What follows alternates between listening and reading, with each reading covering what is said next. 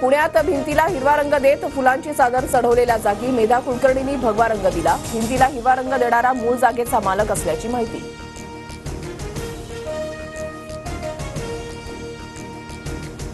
बीड हत्येतील फरार आरोपींची संपत्ती जप्त करा, मुख्यमंत्री फडणवीसांचे सीआयडीचे अतिरिक्त महासंचालक बोर्डेंना आदेश।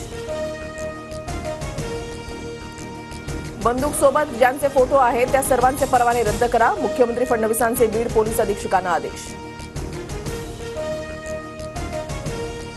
धनुभाऊ तुमची निवडणूक बोगस मतावरची, सुरेश धस यांचा निशाणा। तर बीडमध्ये गोली मार भेजेने ढिशकाऊची भाषा चालते, धस यांचा आरोप।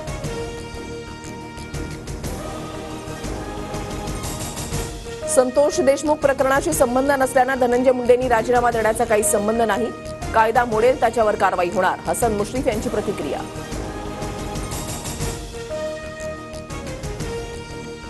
धनंजय मुंडेंचा राजीनामा घ्या, वाल्मिक कराडचं 302 मध्ये नाव टाका आणि अटक करा, बीडमधल्या आक्रोश मोर्चातून आमदार संदीप क्षीरसागर यांची मागणी।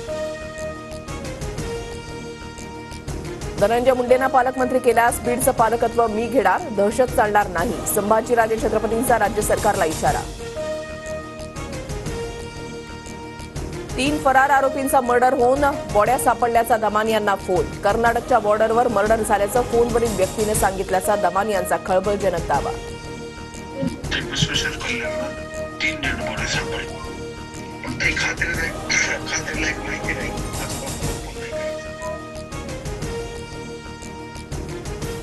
आमच्याकडे मर्डर झाल्याची अधिकृत माहिती नाही, दमानी यांच्या दाव्यावर बीडचे पोलीस अधीक्षक नवनीत कावत यांची प्रतिक्रिया।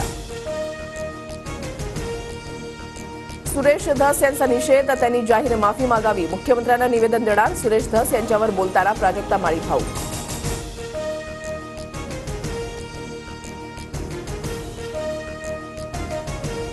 मी माफी मागणार नाही, त्यांनी माझा निषेध केला असेल तर निषेध म्हणून आजपासून हास्य जत्रा पाहणं बंद, सुरेश धस यांची प्रतिक्रिया। कलाकाराचं नाव कोणासोबत जोडू नका, बदनामी करू नका, गौतमी पाटीलकडून प्राजक्ता माळीच्या भूमिकेचं समर्थन। अलिबागमधील प्रमुख मार्गांवर आज अवजड वाहनांना बंदी, पर्यटकांची वाढती संख्या पाहता वाहतूक कोंडी टाळण्यासाठी निर्णय।